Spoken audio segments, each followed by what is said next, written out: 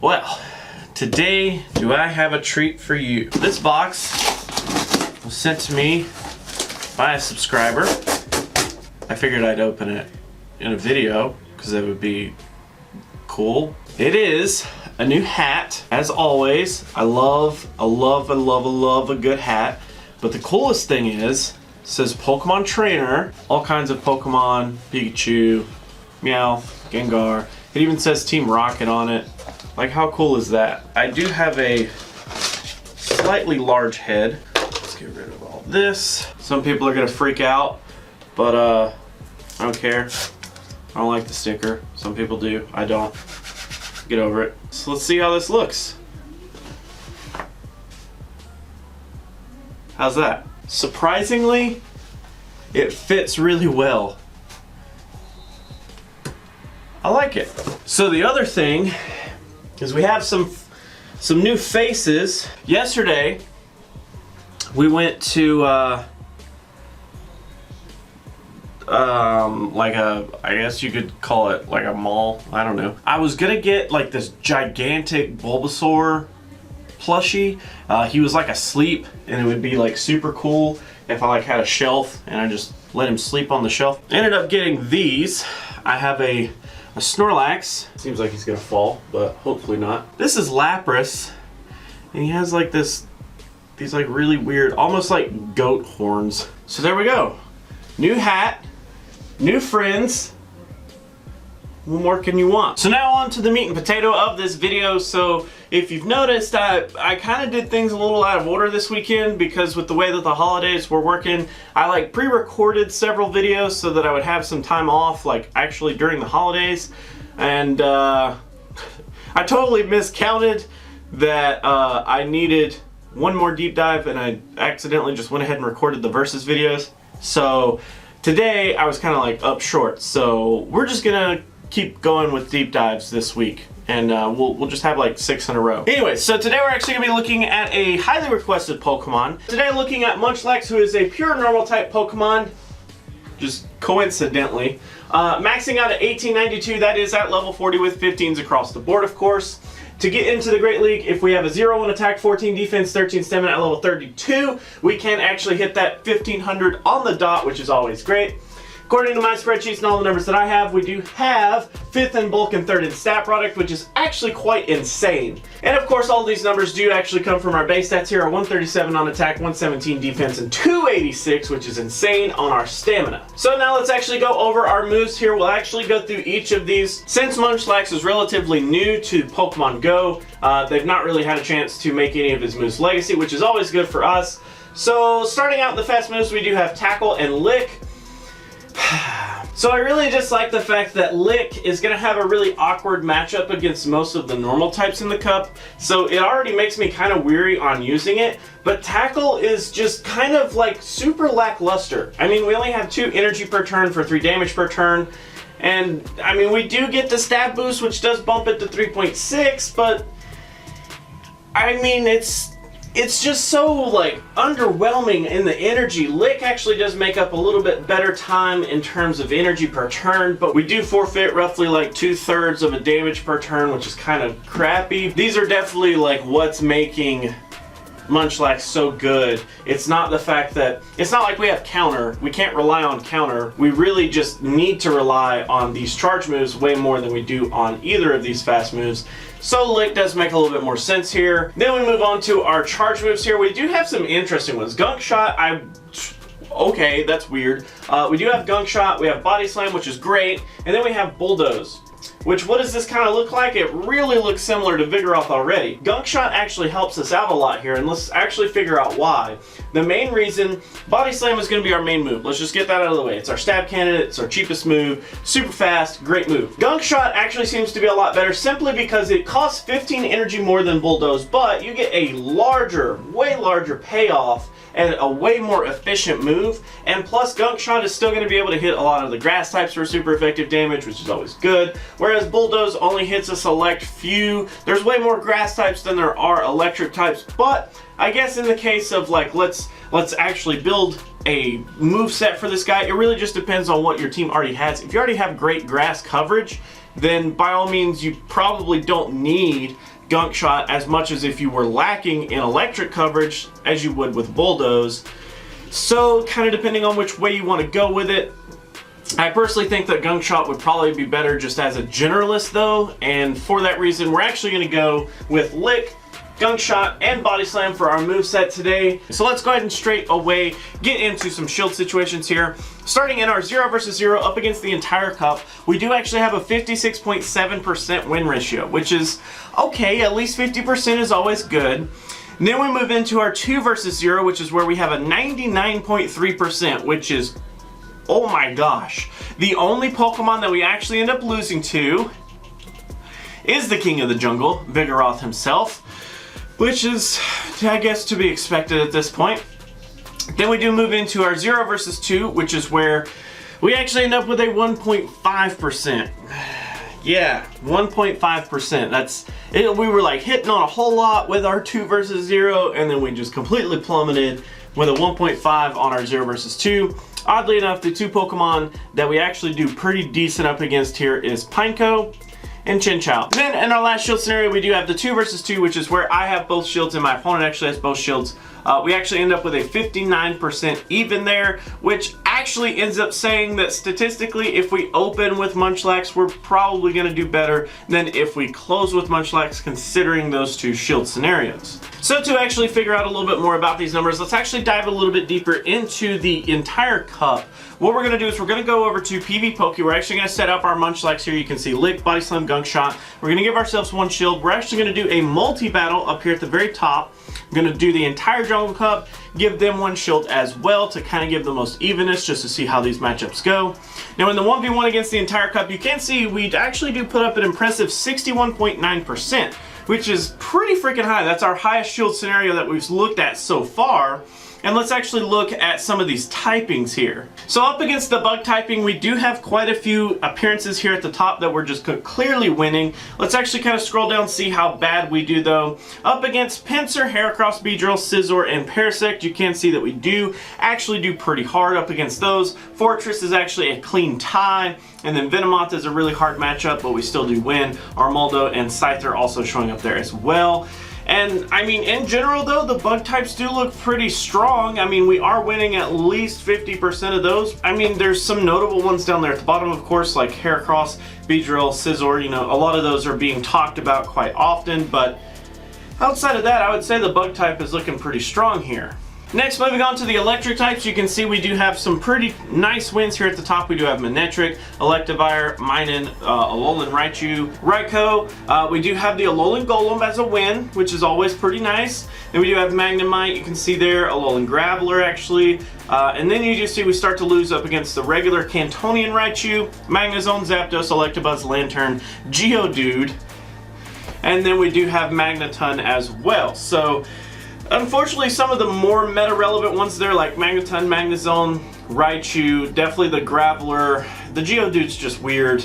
It's just super weird. But, you know, some of the more relevant ones there are showing up towards the bottom. Graveler being a pretty difficult matchup that we can still end up winning. It's okay. I mean, the Electric type, all in all, though, does look pretty strong for us. Next, moving on to the grass typing, we do have some interesting matchups here at the top yet again. Roserade, Executor, we do have some Celebi action going on. We do have the Execute, the Alolan Executor this time. Victory Bell, which is generally looked at as a pretty strong meta-relevant Pokemon. Breloom showing up there. Down into where we first start to lose here, we do see Grottle is our only tie, whereas Cacturne becomes our first loss. Then we have Sceptile, Tangela, Vileplume. Venusaur's a pretty notable one there. Ivysaur showing up, Shiftry, Tangrowth, Meganium, yeah. So the grass types, I mean, it does look like we have roughly 50% with the grass types, possibly just a little bit more. Either way, we're pretty like even on the grasses there, which is to be expected because a lot of people are using the grass types to actually attack those normal types there, which does make a lot of sense. You know, grass types are okay, not too bad, but not too great either. Now the interesting one. So up against the normal types, we're starting off decent, I guess, with, you know, Banerium Pidgeotto, kinda, nothing too extremely crazy there. Giraffe Rig is actually showing up at the top here. We do have the Snorlax, Redacted, Linoon, okay, Miltank, Staravia. We are beating some of the flyers, which is nice. You can see there is a moveset that Munchlax can actually beat itself with. Yeah, there's not too much notable stuff up here, and then once we get down to the very bottom, we do see the Vigoroth, the Alolan Raticate, Furret, regular Porygon, Zangoose, Teddiursa, Ursaring. You know, just some basic stuff down there at the bottom. I would say the normal type is decent. I mean, it kind of looks like the grass type where it's about 50-50. Some of the more relevant normal types are definitely going to be able to beat us here, like Vigoroth, Knocked Out. You can see even Kangaskhan showing up down here. Some of those are just kind of more relevant than a lot of the grass types that showed up, I believe. So it could be a problem going up against the normal types, but I'd say like Bug and Electric we have pretty good on, and then Grass and Normal's kind of rocky. Like you're gonna have to really pay attention to what you're actually going up against, depending on whether you can beat it or actually will lose against it. So now let's actually move on and talk a little bit about the meta here. We're going to start off with our shield scenarios, and in the meta section I do actually prefer to talk more on the 1 versus 1, 1 versus 0, and 0 versus 1. And that's because in general, like tournament settings, a lot of people aren't going to waste both shields on one single Pokemon, and it kind of just makes it a little bit more close to a realistic scenario. So let's start off here with the 1 versus 1. We actually have a 40.9% here, which is pretty okay. That's not too bad. We do okay up against most of the meta, and we'll take a little bit further look here in just a second. Moving on to the 1 versus 0 though, we actually end up with a 90.9%, which is really strong. The only Pokemon that actually ends up doing really good here is, you guessed it, Vigoroth. Unfortunately, Vigoroth, you know, just has the toolkit to lay out almost every freaking normal type in the cup, and Munchlax definitely falls victim to that. And then in our 0 versus 1, we actually go all the way down to a 4.5%, which is really, really low. But in general, up against the meta, we do okay. So let's actually take a look at how we actually do. As you can see here in PvPoke, we do have our Munchlax built with Lick, Body Slam, Gunk Shot, of course. We're going to give ourselves one shield. We're going to go over to the other side. This time, we're going to do a custom battle, one shield for them, and we're just going to quick fill it with the Jungle Cup meta. Once we hit battle, you can see in the 1v1, we do have our 40.9 that we talked about. So let's actually look here at the very top and go all the way down to see what we have. So Credilli is our easiest matchup, with Scyther being second, Victory Bell showing up as the third. Then we do have Vespiquen, Magnezone, Masquerain, Breloom, Venomoth, Alolan Graveler, and then we do tie up against both Beedrill and Forretress. Okay, some bugs, more relevant bugs are kind of showing up there, kind of being a nuisance. Then we do have Magneton, Raichu, Heracross, Lantern, Pidgeot, Venusaur, Ivysaur, Scizor, Alolan Golem, Knocked Out, and Vigoroth actually being the worst possible matchups for us down there at the bottom, which those make a lot of sense. I mean, the normal types are going to be really awkward to go up against because we do have that Lick damage, but it's just kind of what we have to work with, since that's kind of like the best option that we have, unless for some reason you just want to go with Tackle.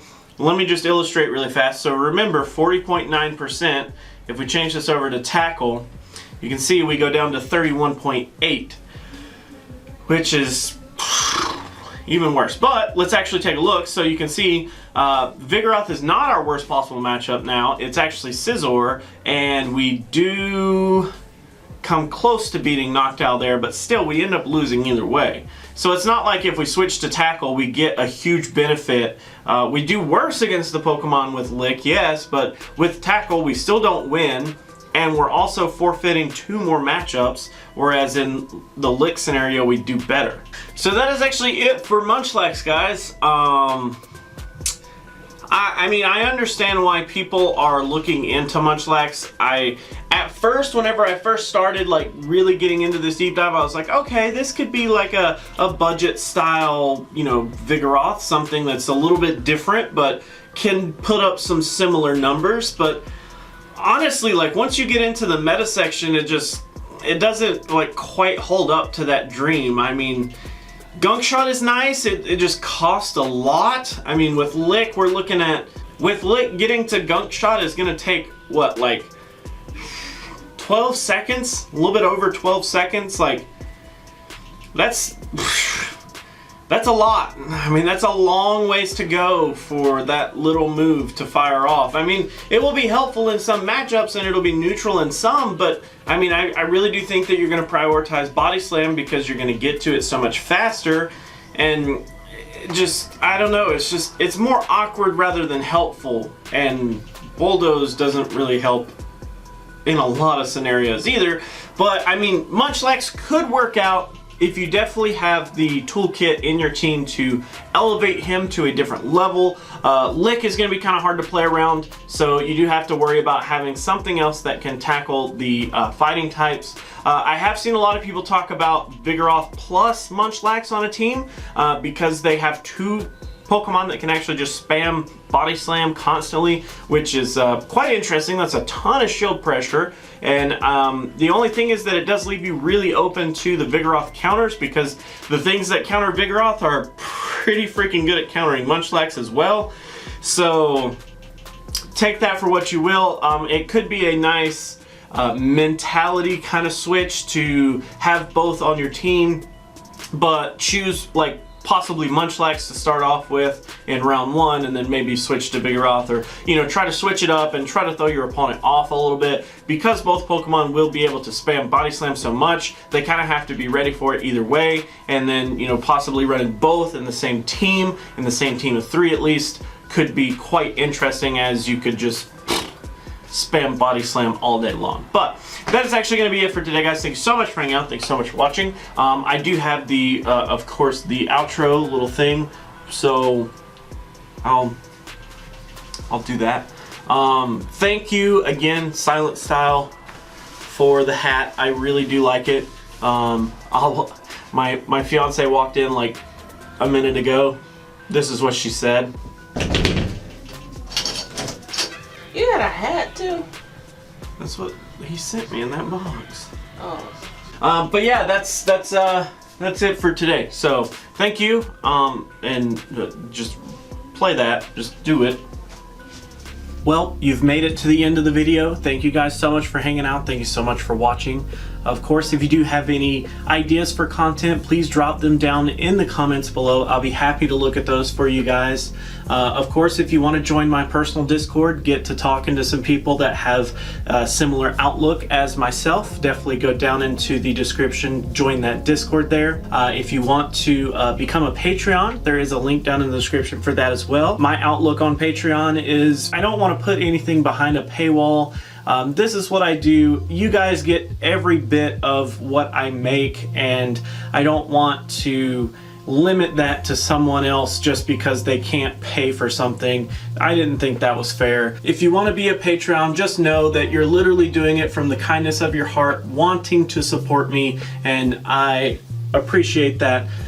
You don't even understand how much. There are a couple of other options if you would like to join the community here on YouTube. It's very similar to a Twitch-like subscription, where it's a dollar amount per month depending on where you live, and then that monthly fee basically gets funneled to me every month, and you do get a couple of special perks here on YouTube, like some badges and some emojis or whatever. I honestly think those are only for live streaming, so that may not be the way that most people want to go, but that's an option if you want to.